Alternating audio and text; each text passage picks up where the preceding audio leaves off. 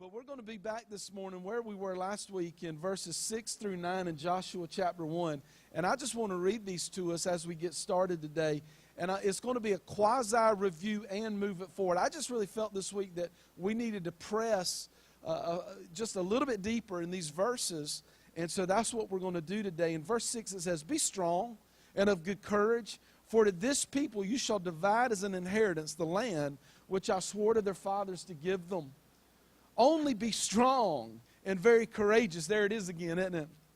"That you may observe," somebody say observe, "to do according to all the law which Moses my servant commanded you. Do not turn from it to the right or to the left, that you may prosper wherever you go. The book of the law shall not depart from your mouth, but you shall meditate in it day and night, that you may observe." There's that word again. Somebody say observe.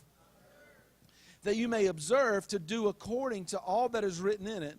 For then you will make your way prosperous, and then you will have good success. Have I not commanded you?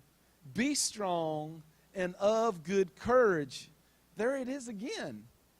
"Do not be afraid, nor be dismayed, for the Lord your God is with you wherever you go." You know, 3 times in these verses, God tells Joshua, be strong and of good courage. See, God knew more than Joshua knew, right? See, God knew there's going to be opportunities. There's going to be opportunities for discouragement. There's going to be opportunities for fear. Why do you think we told? Why do we think He told Joshua in verse 9, don't fear, don't be dismayed? There's going to be opportunities, but you don't have to give fear and discouragement a place to operate. Do we understand that? Joshua, there's going to be opportunities for fear. There's going to be opportunities to be discouraged, but you don't have to give them a place to operate in your life. Matter of fact, what I want you to do, Joshua, is I want you in your attitude to get out front of it. Can y'all hear me?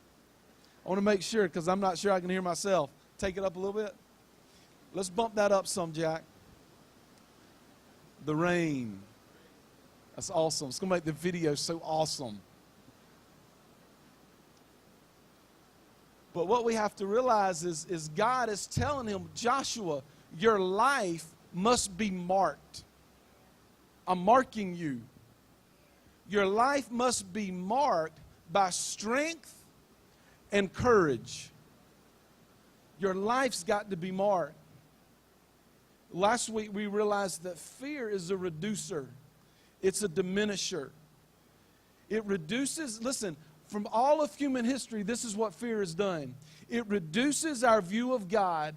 It magnifies our environment. And life becomes defined by our context. And then our context tells us how to think, and it works to shape our mindsets. That's been the human problem since Adam and Eve sinned in the garden. And so what God is telling Joshua is this, son, you got to flip the script. You have to flip what's been normal for humanity. Matter of fact, this is what I want you to do. I want you to meditate, and I want you to speak my word over your life. Let it shape your thinking and establish your mindset, not your context. Not what's going on around you. Not the good days or the bad days. Simply speak and meditate, mutter. We talked about that last week. Mutter my word over your life so that it begins to establish your mindset. Then you'll be defined by the truth of my word, listen, and not the lie of your environment. Do we understand? Joshua, you have to be defined by the truth of what I've said and am saying over you, not by the lie of what you see, not by the lie of what you feel, not by the lie of what you come up against, not by the lie of your adversaries, not by the lie of the challenge you're dealing with. What you have to do is you have to be established by my word. Allow the word to diminish what's going on around you and have the proper view of who I am. Isn't that awesome? So be strengthened, be firm, be secure. have a hardened resolve, be fortified, be brave, be bold. Listen, God was telling Joshua, Joshua, you've got to win the inner battle before you win the outer battles. You've got to win the battles on the inside before you win the battles out here. So get out on the front of it. Do you believe that? It's very interesting. These 3 verses aren't the last place that we see Joshua in chapter 1 being told to be strong and be very courageous. Matter of fact, if we flip the page, at least in my Bible, I have to turn my page and go over to verse 18. The leaders of the people come to him and say, listen, man, we'll follow you wherever you lead us. We just want to see God on you, like he was on Moses. And if anybody rises up against you, don't worry about it. We'll deal with it. We got you back. We got you back. Only, Joshua, be strong and very courageous. I was thinking about that this week, and I saw it in a little bit of a different lens than even last week or that I've seen before. See, God's vision was, Joshua, you and these people rise up and go into the land that I've promised them. That's the vision, right? But the primary strategy for doing that, the one thing, somebody say one thing. The one thing that God wanted to use to mark Joshua's life was what he heard 3 times from God and 1 time from the people. It was no, not really. He's really only given him one thing. The one thing, Joshua, you need to focus your life on, if you're going to win, if the vision's going to be accomplished, and the vision is you're leading people into the fulfillment of my plan for them. Sounds like fruitfulness in the New Testament, doesn't it? We'll talk about that more in a little while. It says, that's the vision. The vision is to get these people into my best.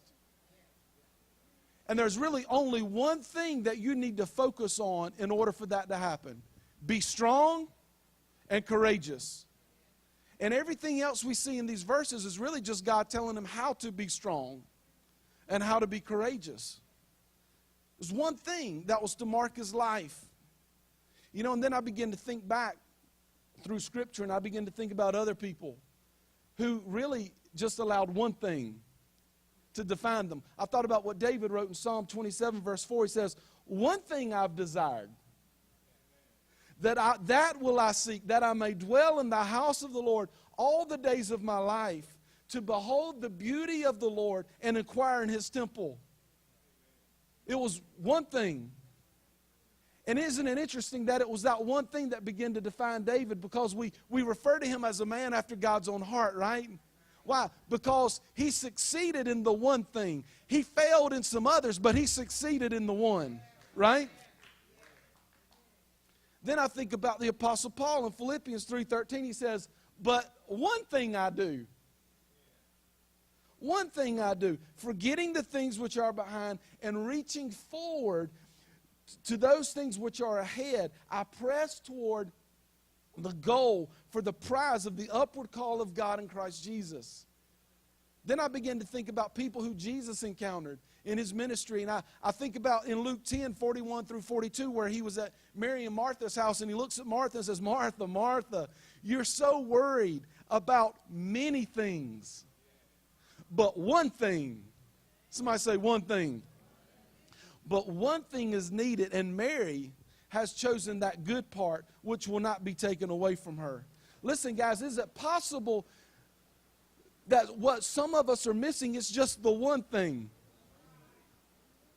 Joshua, there's just one thing you need that needs to mark you: strength and courage. Stay in my word, meditate on it, observe it, do it. And as you do that, you will be strong and courageous. And if you stay strong and courageous, then you will prosper and have good success in what I've called you to. Then the vision of moving these people into my best will be accomplished. But you've got to be marked. You have to focus your life on the one thing.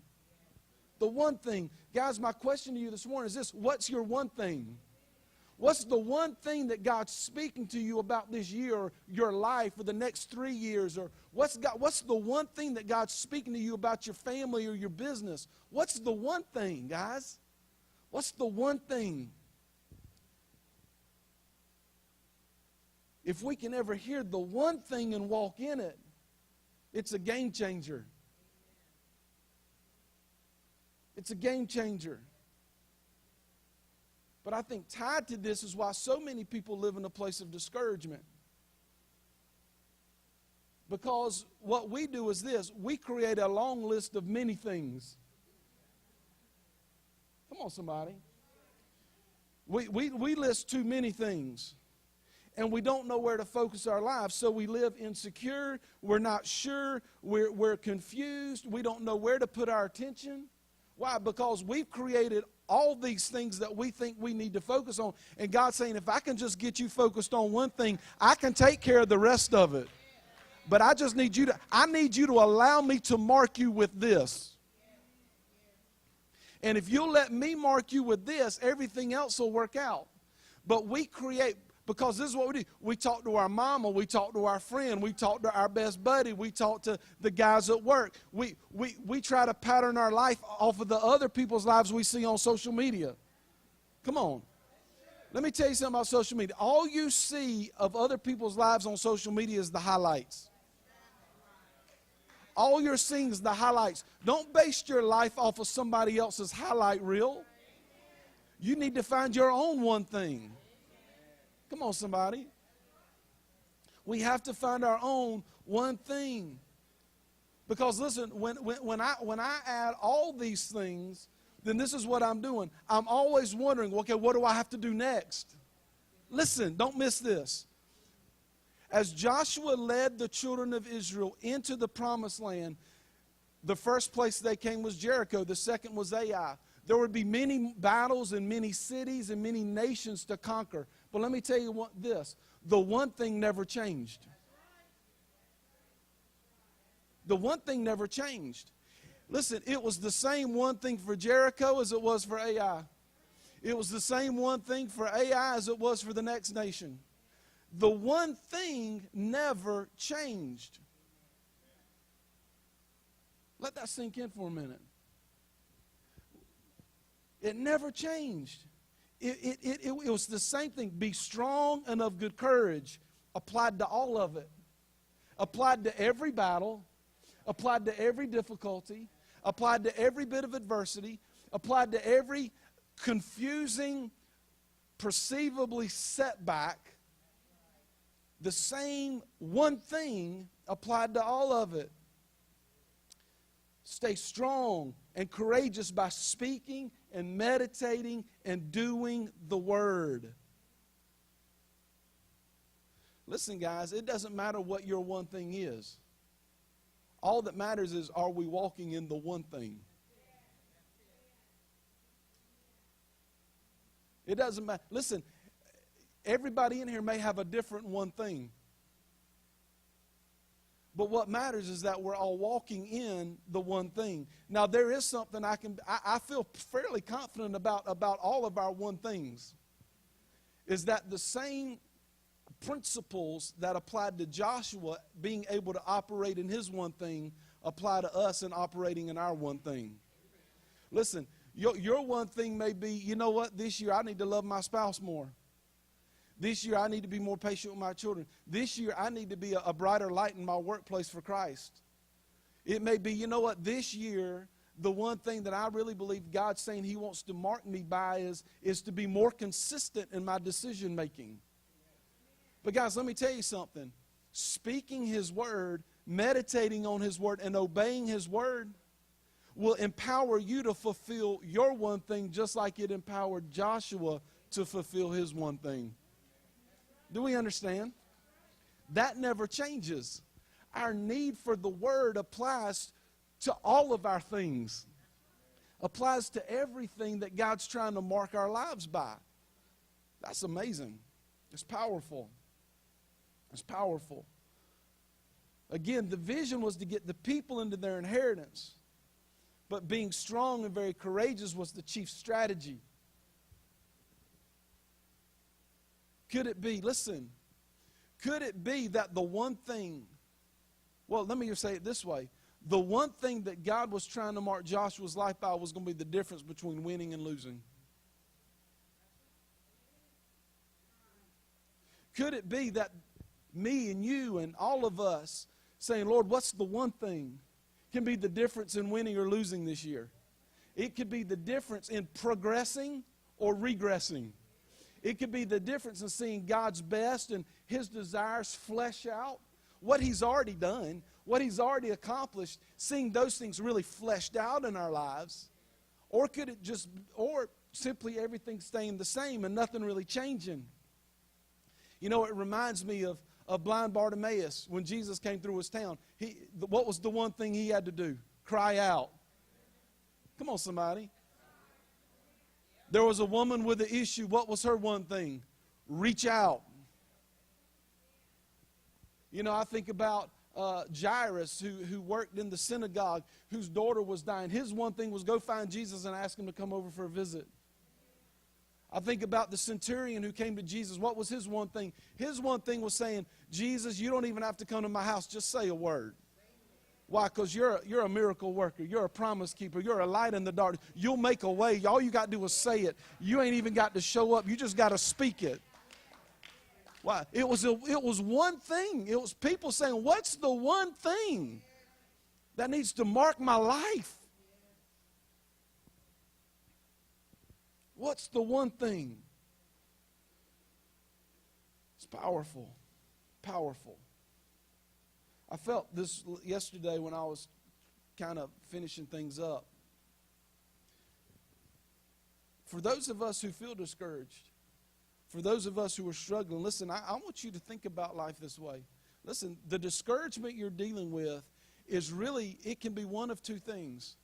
It can be an invitation to go higher, or it can be a death sentence. It can be an invitation to find your one thing. To say, Lord, what is the one thing? I hope most of us, especially those who participated in the 3 weeks of prayer and fasting, I hope you got a handle on the one thing. But guys, listen, I just felt I needed to tell somebody today, listen, the discouragement that you've been dealing with is really just an invitation to find your one thing. It got quiet. And it quit raining. Amazing. I can whisper now. Find your one thing.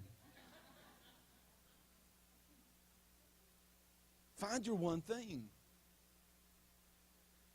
There's nothing more discouraging in life when you don't know where to go or what's next. There's nothing more discouraging in life trying to move forward in a future that is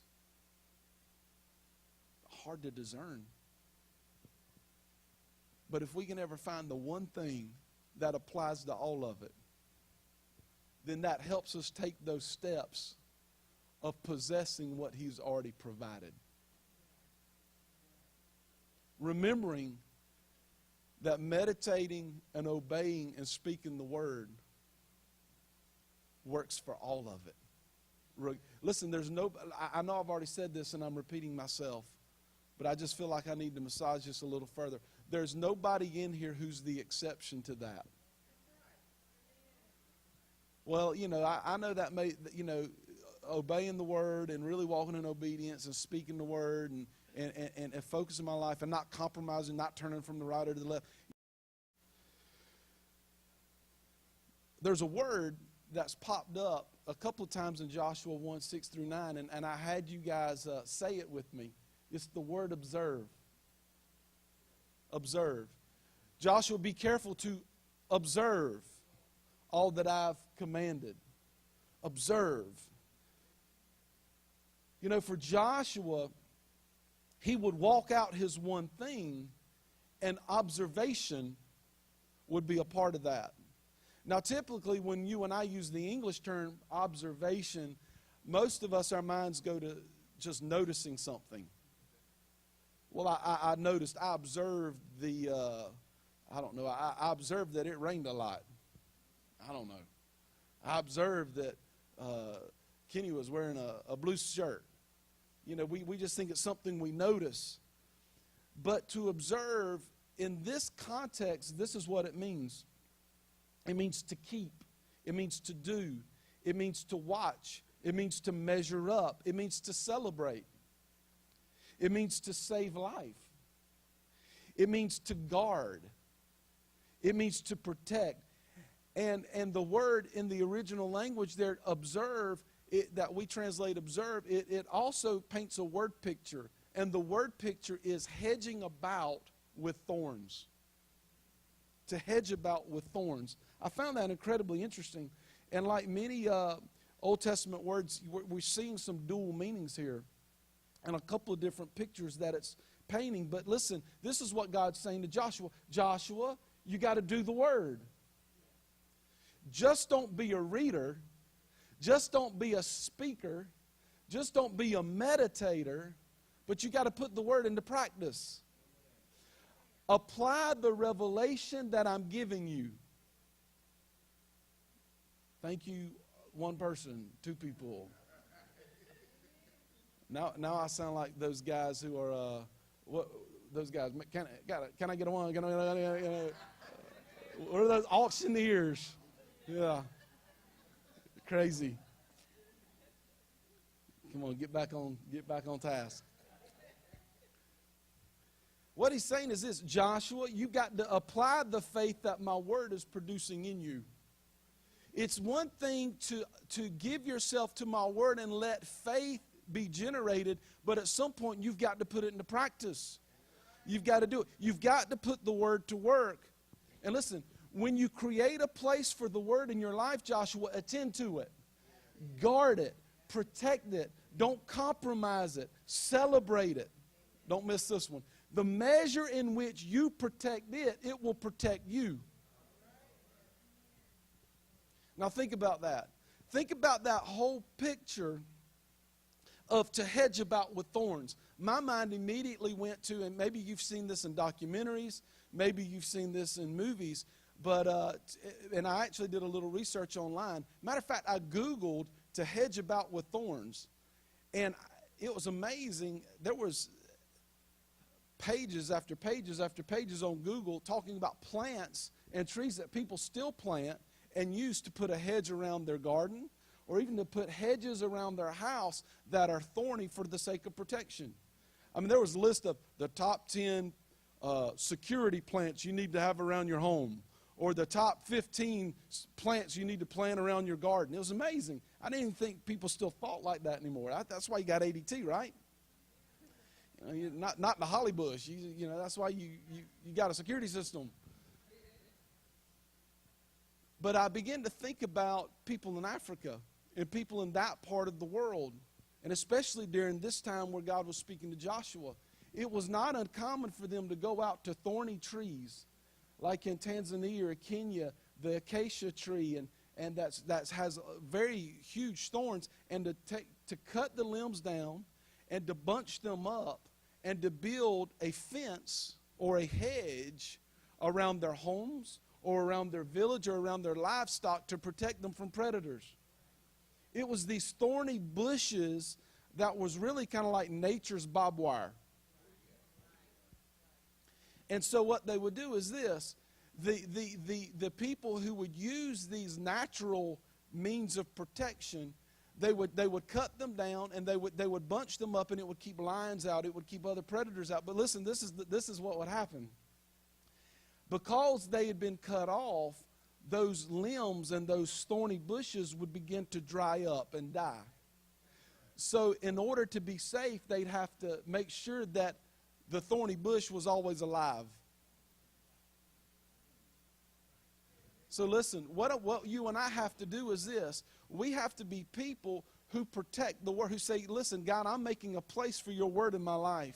I'm prioritizing what you say to me. God, I'm attending to it. I'm celebrating it. And I want your living word to keep working in me. And as I allow your word to live in me, not only am I protecting it, but it's protecting me.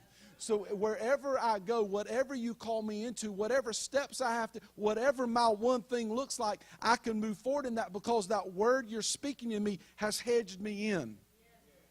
And what does that hedge do? It minimizes the places where the enemy has access.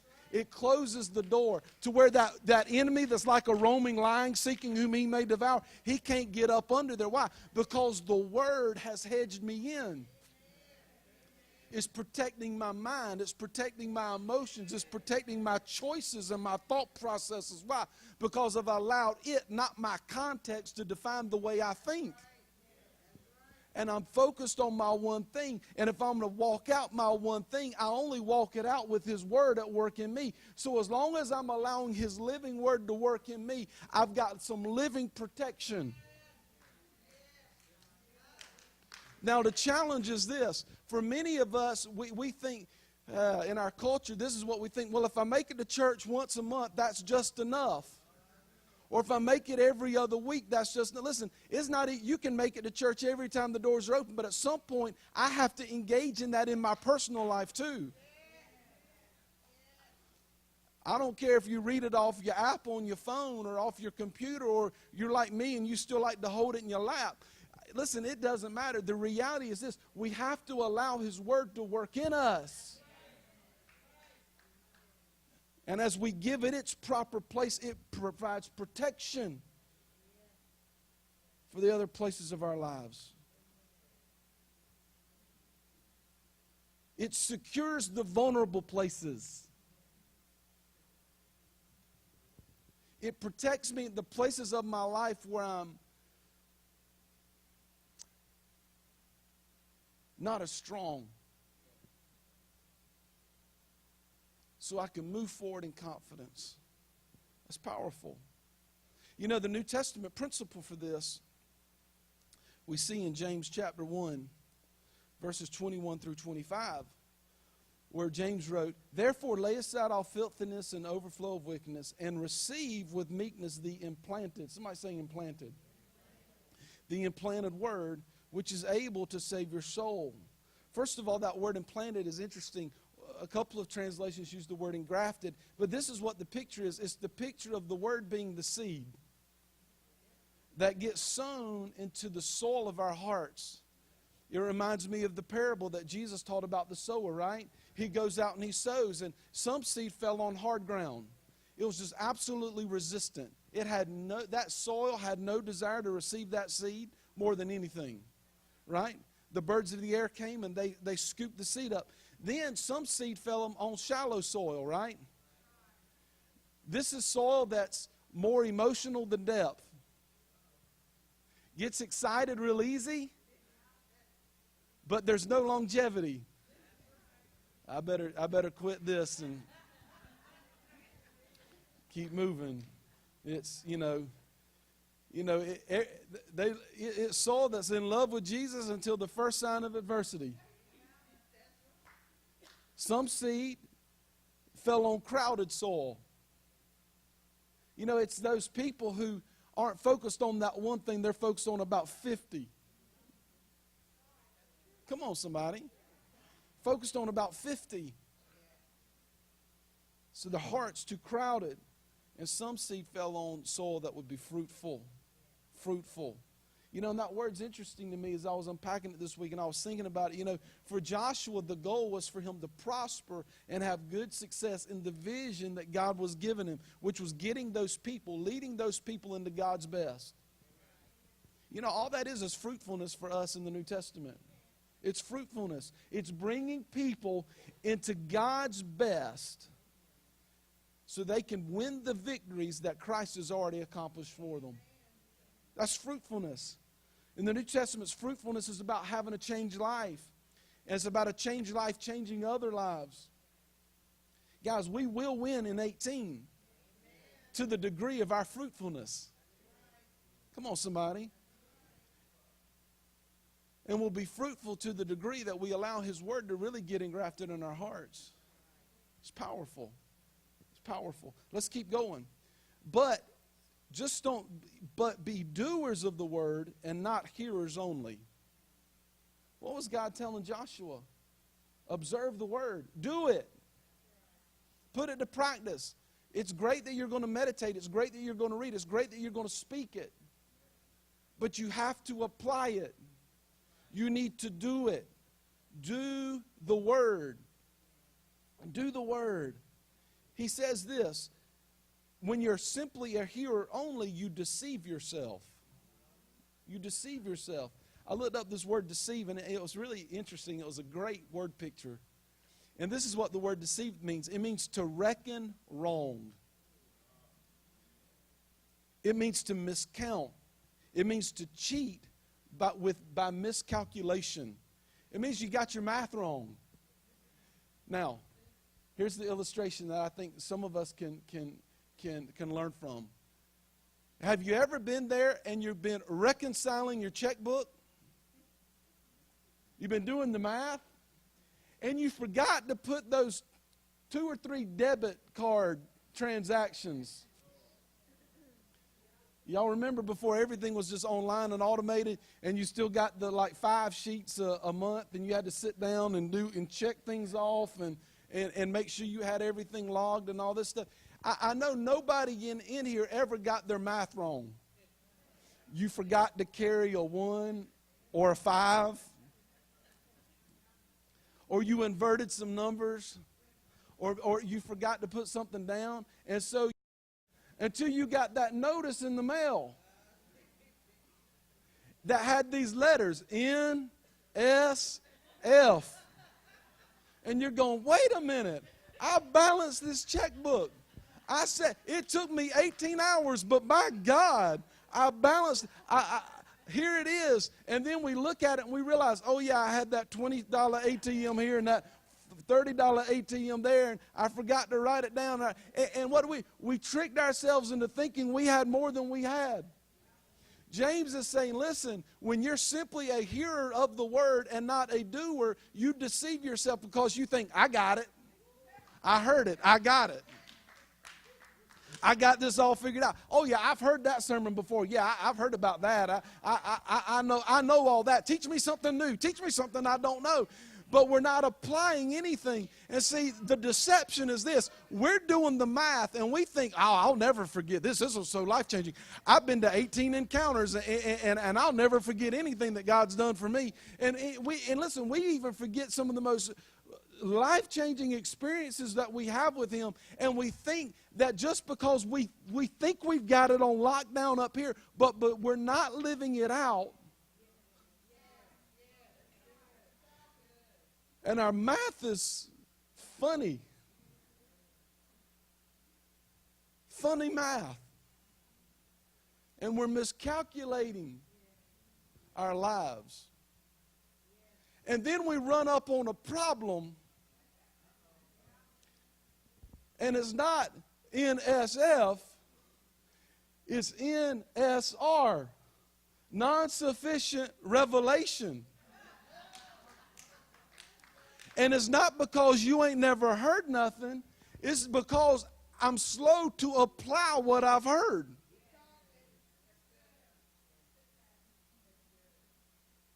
Listen, it's not the revelation you hear that changes your life. It's the revelation you apply.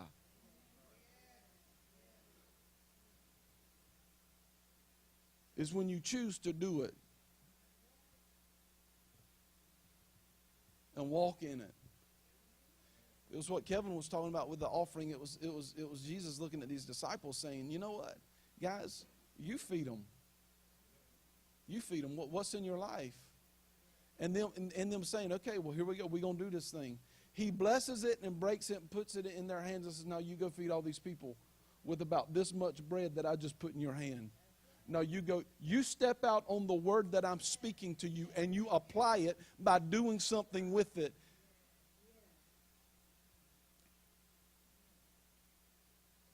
It's powerful.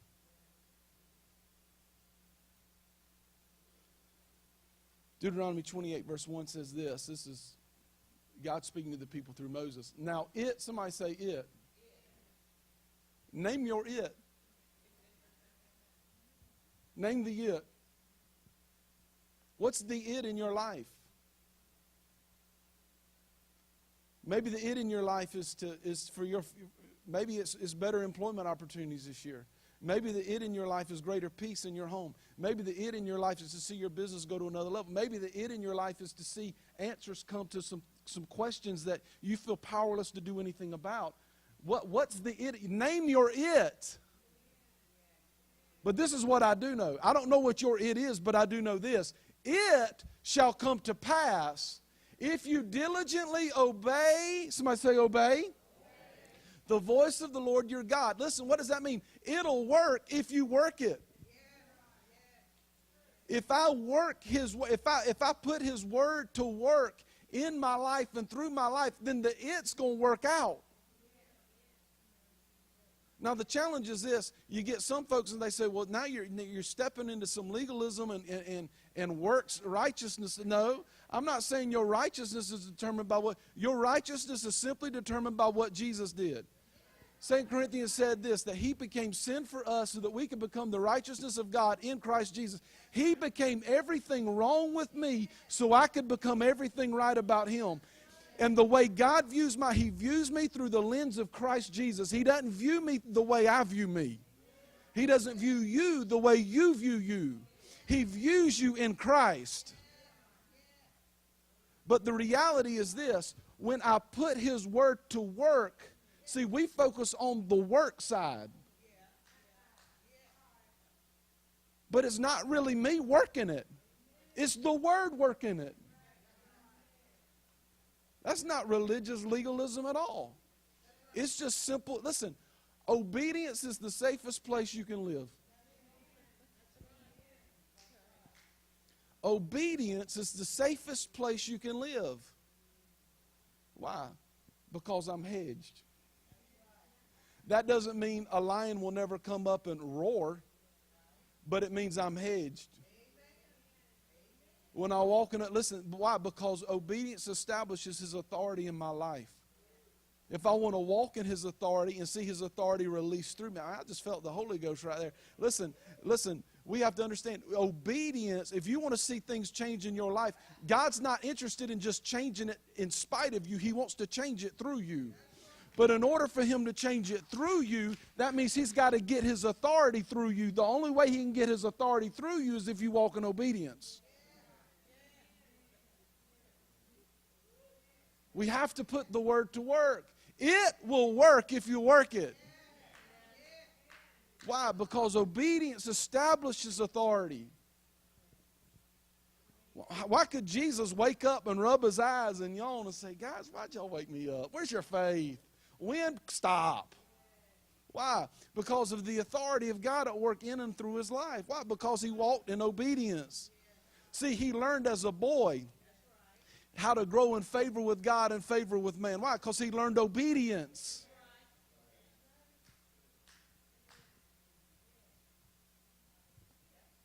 You can experience some wins this year. Fruitfulness, inner transformation, outer transformation. You can experience fruitfulness this year that touches the lives of many other people. If we apply His word, and don't be a hearer. Be a doer. Be a doer. Don't forget. Because when we do it, we come into an experiential understanding of who He is and what His word says. And what He wants to do in and through our lives in a transformational way. It's powerful. It's powerful. So let's just review quickly what we've talked about this morning. The first is this. We got to win the inner battles before we win the outer battles. For Joshua, it was be strong and courageous. What's the one thing? What's the one thing? Listen, for some of us, if we could just resolve the one thing and put to bed all the other things that we're trying to employ and that we're trying to do and we're trying to think. And listen,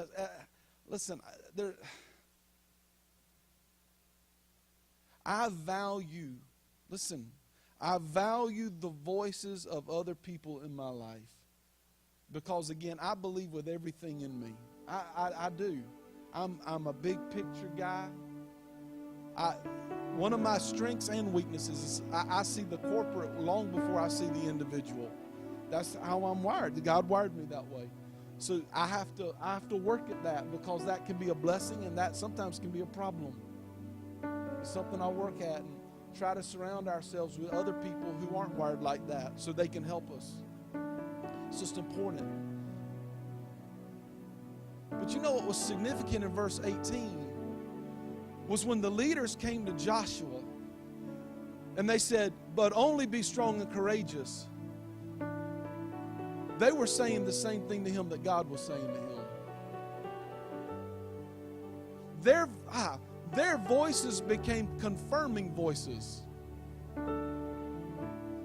See, the challenge for some people, and I hope not for some of us, but it's possible, is that we become so codependent on others' voices. And so we try to listen to this person's opinion and that person's opinion and what they think and what they want. And so instead of being able to hear God and the one thing He has for us, and then saying, okay, Lord, this is what I believe You're speaking to me. Now I need the voices around me to confirm it. We flip it. And we're looking to everybody else for our direction and for our one thing, and then it usually turns into about 30 things. And then we want God to bless that. Let me tell you what He's going to put His blessing on. His thing. Okay? I'm sure of that today. He's going to put His blessing and His authority on His thing, not everybody else's thing. We need to value relationships, not in the superficial, fluffy, goofy way that it's been shaped in our culture currently. We've got to value relationships, but we have to value those relationships that are confirming what He's speaking. What voices in your life are confirming the one thing? Let me tell you something. If you've got voices in your life that are always running counter to what God's saying, you need to love them from a distance. You need to realize, okay, this is what's going to happen. I'm not going to cut you off because I love you and I'm in your life for a reason.